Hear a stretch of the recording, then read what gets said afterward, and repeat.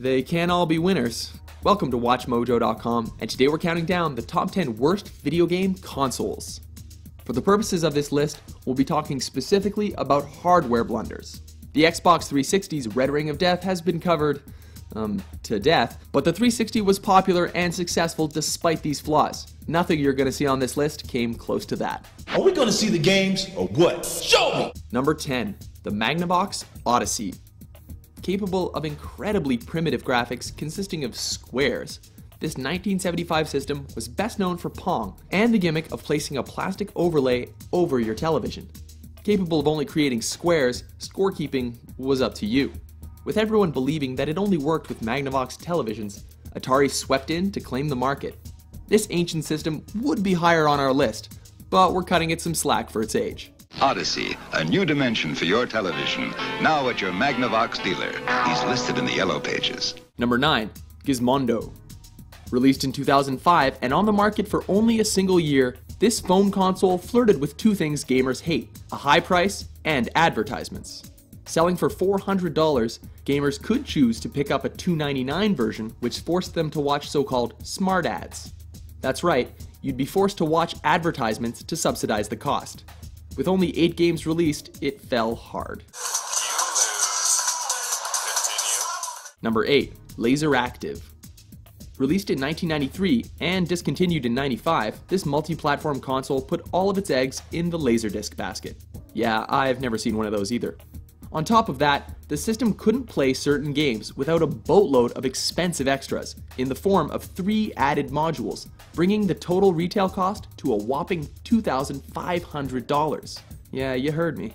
All that for graphics that were merely on par with other systems, and no games to play on it equaled a lot of fail. Number 7, Pippin.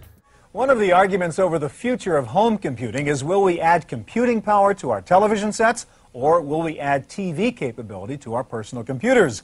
Apple is betting that the TV will be the preferred viewing device with a new approach to home computing called Pippin. Are you a die-hard Apple fan hoping that they will release a home console? Well, it turns out that they've been there and done that. In fact, Apple collaborated with Bandai to bring this to the US market in 1996. A market already dominated by Nintendo. Souring the deal further was a $600 price tag. What would justify such a price? Well, features like a web browser, which they didn't even think was going to be a hit. Wow, for a small box it sure does a lot. Number 6, 3DO Interactive Multiplayer. Presenting 3DO, the most advanced home gaming system in the universe. It's time to put away your toys. This 1994 console not only distanced itself from the idea of fun, but also retained its staggering $700 retail price until the bitter end. And bitter it was.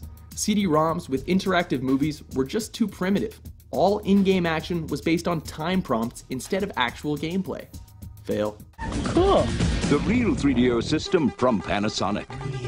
Number 5, Atari Jaguar.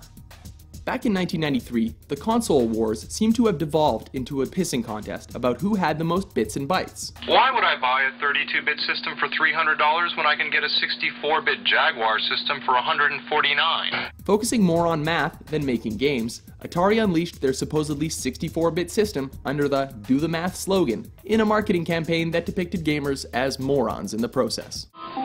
Doesn't that make you want to buy? Can you repeat the question? Hurt by a lack of software, it failed hard and took the legendary company down with them. Oh yeah, and its controller had way too many buttons. Number 4, 32X and Sega CD. Out of respect for the underdog Sega Dreamcast, we've decided to blame its failure entirely on these 2 add-ons.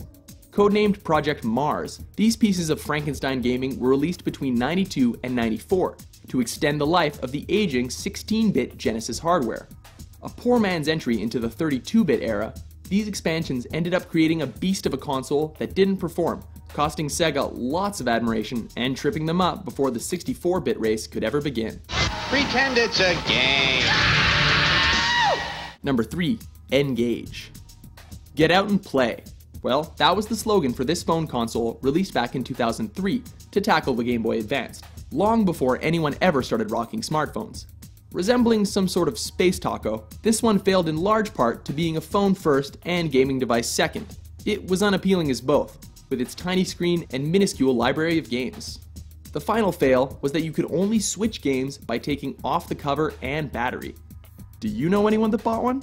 I didn't think so. Number 2, Philips CDI. This 1991 monstrosity was the result of the perceived desire for a CD-based device with computer-like abilities. If you're thinking PlayStation, think again. Try educational content. In terms of games, it featured absolutely unplayable third-party licensed titles featuring Nintendo mascots. It was quickly outdone by existing consoles and the emerging internet, and was likewise betrayed by its lackluster content, unusable controllers, and ludicrous intro price of $700.